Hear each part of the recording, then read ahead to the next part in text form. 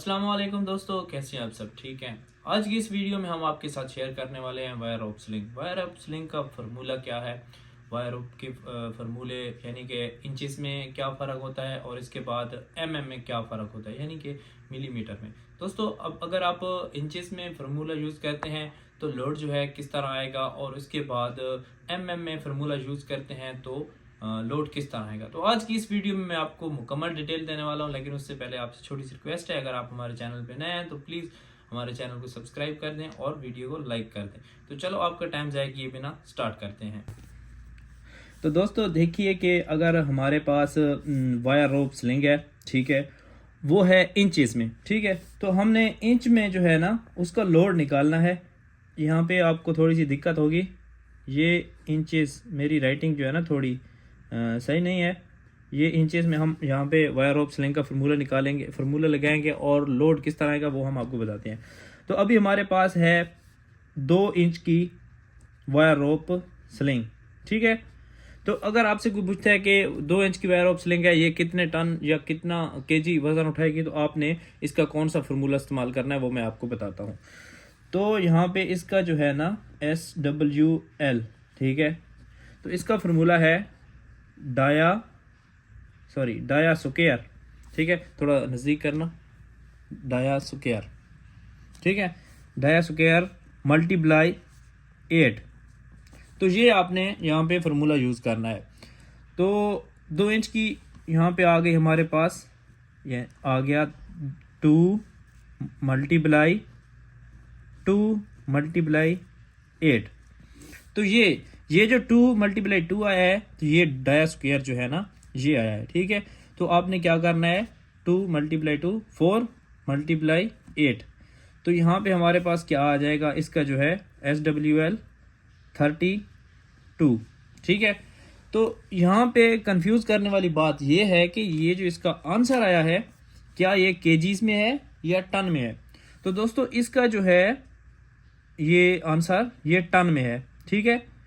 जब भी आप इंचेस में निकालेंगे इसका जो है आंसर, तो वो आपका टन में आएगा। जब भी आप इंचेस में फार्मूला लगा के इसका जो आंसर निकालेंगे वो टन में आएगा, ठीक है।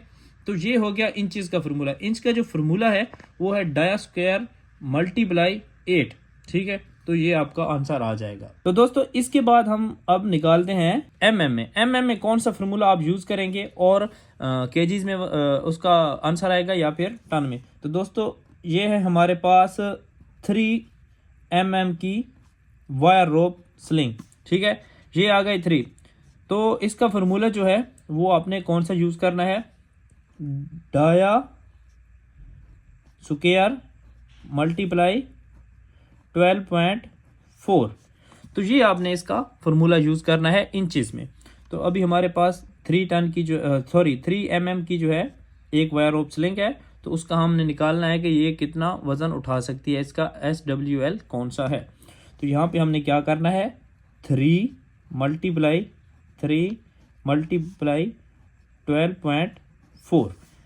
तो ये आपने यूज़ करना है, इसके बाद इसका आंसर आ जाएगा। तो दोस्तों यहाँ पे हम अब कैलकुलेट करेंगे कैलकुलेटर पे। तो 3 मल्टीप्लाई 12.4, तो ये इसका आ गया आंसर। तो दोस्तों ये आंसर तो इसका अभी यहाँ पे आ चुका है, लेकिन यहाँ पे कंफ्यूज करने वाली बात ये है कि ये जो है इसका आंसर क्या केजीज में आया है या टन में आया है। तो दोस्तों ये जो आएगा तो ये केजीज में आएगा, ठीक है ना। तो ये हमारा आंसर आ गया केजीज में। जब भी आप एमएम में फार्मूला यूज़ करेंगे वायर रोप स्लिंग का, तो उसका जो आंसर आएगा वो केजीज में आएगा। तो अगर आप इसको टन में तब्दील करना चाहते हैं तो उसका भी फार्मूला है, वो भी मैं आपको बताता हूँ, वो भी आप कर सकते हैं। 1 टन जो होता है, ठीक है, 1 टन बराबर 1000 kg, ठीक है। इसमें 1 टन में जो है 1000 kg होते हैं। तो अभी हमने जो है इसको चेंज करना है टन में। तो आपने क्या करना है, 111.6 डिवाइडेड बाई 1000, ठीक है। 6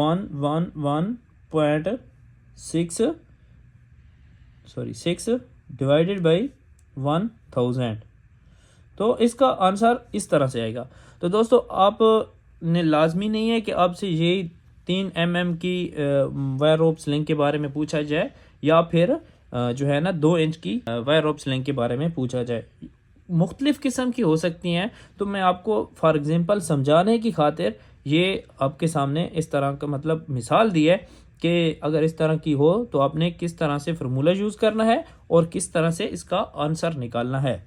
तो ये था आज की वीडियो का हमारा टॉपिक।